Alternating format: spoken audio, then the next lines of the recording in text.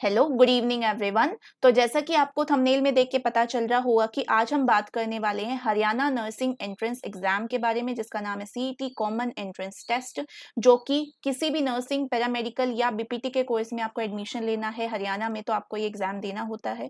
ठीक है। अब ये जो है ये पीजीआई रोहतक के द्वारा कंडक्ट कराया जाता है। इसका रिजल्ट, इसकी काउंसलिंग, सारे शेड्यूल हम वहां से ही आपका आता है। तो इस बारे में हम बात करेंगे कि इसका एग्जाम हो चुका है, रिजल्ट भी विदिन 48 आवर्स आपका आ चुका है, लेकिन रिजल्ट आए भी लगभग 1 महीना हो चुका है। ठीक है, लेकिन अभी तक काउंसलिंग से रिलेटेड कोई भी शेड्यूल हमें नहीं मिला है। कैसे क्या प्रोसीजर रहेगा, कोई भी नोटिस रिजल्ट के बाद रिलेटेड टू सीईटी नहीं आया है। तो इससे रिलेटेड बच्चों को बहुत सारा कन्फ्यूजन है कि कैसे काउंसलिंग में पार्टिसिपेट करते हैं, कैसे हम चॉइस फिल करेंगे, क्या कुछ प्रोसेस रहेगा, हमारा होगा या नहीं होगा। तो इससे रिलेटेड मैं पहले ही एक एक्सपेक्टेड कट ऑफ आपकी बता चुकी हूँ 2023 को ध्यान में रख के, और इस साल का जो रिजल्ट है वो पूरा एनालाइज करके ऑलरेडी एक एक्सपेक्टेड कट ऑफ की वीडियो बन चुकी है। उसका जो लिंक है वो आपको ऊपर आई बटन में मिल जाएगा, उसको आप देख सकते हैं। इससे रिलेटेड जितनी भी वीडियोस है उनका लिंक आपको डिस्क्रिप्शन बॉक्स में मिल जाएगा। ठीक है, अब पॉइंट पे आते हैं कि जब मैंने एक्सपेक्टेड कट ऑफ की बात आपको बताई थी, उसी टाइम मैंने आपको एक बात बताई थी कि सितंबर के फर्स्ट वीक में ही आपकी काउंसलिंग होगी, क्योंकि पहले नीट की काउंसलिंग होती है, एमबीबीएस वाले बच्चों की काउंसलिंग होती है, देन नर्सिंग की काउंसलिंग होती है। हर साल ऐसा ही होता है और लगभग सितंबर आ जाता है काउंसलिंग एक्चुअल प्रोसेस शुरू होते होते। ठीक है, तो अब इसमें स्टेप्स क्या क्या रहेंगे, ये चीज हम पहले भी एक बार थोड़ा बहुत डिस्कस कर चुके हैं। एक बार दोबारा हम देख लेते हैं कि इसमें स्टेप्स क्या क्या रहेंगे, आपको किस तरीके से काउंसलिंग में पार्टिसिपेट करना है। सबसे पहले एक नोटिस आएगा, उस नोटिस के बाद आपको क्या करना पड़ेगा, फॉर्म फिल करना पड़ेगा। ठीक है, और वो फॉर्म जो है वो आपका ऑनलाइन फिल कराया जाएगा। ठीक है, ऑनलाइन फॉर्म फिल कराने के बाद उसमें आपको क्या करनी पड़ेगी, चॉइस फिल करनी पड़ेगी।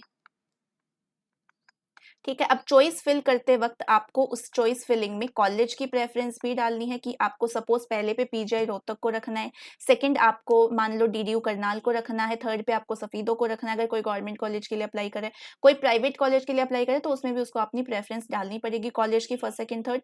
देन अगेन आपको कोर्स की प्रेफरेंस भी डालनी पड़ेगी, जैसे पहले पे आप नर्सिंग को प्रायोरिटी दे रहे हैं, देन आपको बीपीटी को प्रायोरिटी देना है, देन आपको पैरामेडिकल में देना है। आपकी चॉइस, आप कितनी भी प्रेफरेंस उसमें डाल सकते हैं।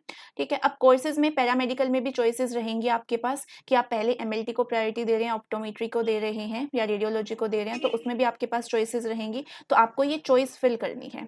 ठीक है, देन सेकंड चॉइस फिलिंग के बाद आपको ये सब जो है, ये फर्स्ट काउंसलिंग के लिए मैं बता रही हूँ, जब आपकी फर्स्ट काउंसलिंग होगी तो आपको ये फॉर्म फिल करना पड़ेगा। उसके बाद आपकी आएगी मेरिट लिस्ट। ठीक है, उस लिस्ट में आपके नाम आएगा और नाम के आगे आपका कॉलेज आएगा जिसमें आपको एडमिशन मिला है according to your preference, according to your choice filling. अब सपोज आपको उसमें एडमिशन नहीं लेना है। ठीक है, अब मान लो आपको फर्स्ट काउंसलिंग में आपकी मनपसंद नहीं मिला या आपका नाम नहीं आया या जो भी रीजन है, आपको उसमें एडमिशन नहीं लेना है, तो उस टाइम पर फिर आपको सेकेंड काउंसलिंग में पार्टिसिपेट करना पड़ेगा। जब सेकंड काउंसलिंग में पार्टिसिपेट करोगे, अगेन आपको फॉर्म फिल करना पड़ेगा। अब जो चॉइस फिलिंग है ये फ्लक्चुएट करती है, ऐसा जरूरी नहीं है, एम्स की तरह नहीं है कि एक बार चॉइस फिल कर दी तो वही रहेंगी, इसमें आप चेंज कर सकते हो। सेकंड जब आपका फॉर्म फिलिंग कराया जाएगा काउंसलिंग के लिए, तो उसमें आप चेंजेस कर सकते हो अपनी, आप कॉलेज की प्रेफरेंस, कोर्सेज की प्रेफरेंस चेंज कर सकते हो अपनी चॉइस के अकॉर्डिंग। ठीक है, अब कई बच्चे कह रहे हैं कि मैम यहाँ पे 5000 फीस होती है क्या। ठीक है, अब जो 5000 बच्चों ने बताया है वो फीस नहीं है, वो एक सिक्योरिटी फीस है। मतलब अगर आप सेकंड काउंसलिंग में पार्टिसिपेट करते हो और आप एडमिशन ले लेते हो किसी कॉलेज में, तो आपकी ये फीस जो है, ये आपकी ट्यूशन फीस में जो है रिफंड हो जाती है, उसमें एडजस्टेबल होती है, सिक्योरिटी फीस होती है। ठीक है, ये आपकी उसमें एडजस्ट हो जाएगी ट्यूशन फीस में जो आपकी लगेगी। ठीक है, लेकिन अगर आप एडमिशन नहीं लेते हो तो ये आपको फिर वापस नहीं मिलती है, तो ये एक सिक्योरिटी फीस होती है इस तरीके से। ठीक है, ऐसा नहीं कि ये 5000 वो रख ही लेंगे या फिर आपको वापस नहीं मिलेंगे। तो अगर आप एडमिशन ले लेते हो तो आप थोड़ा सोच समझ के काउंसलिंग में पार्टिसिपेट करिए, पहले पूरा प्रोसीजर जान लीजिए कि एक्चुअल में होता किस तरीके से है। ठीक है, तो ये सारे स्टेप्स रहेंगे। पहले आएगा एक नोटिस। ठीक है, वो नोटिस आपका मोस्ट एक्सपेक्टेडली सितंबर के फर्स्ट वीक में आ जाएगा। ठीक है, उसके बाद आपकी चॉइस फिलिंग शुरू हो जाएगी, देन आपकी फर्स्ट काउंसलिंग के लिए लिस्ट आ जाएगी, देन उसमें एडमिशन शुरू हो जाएंगे, देन फिर सेकंड काउंसलिंग के लिए आएगा, सिमिलर चीज चलेंगी, देन मॉपअप राउंड, एंड इस तरीके से आपका एडमिशन चलेंगे।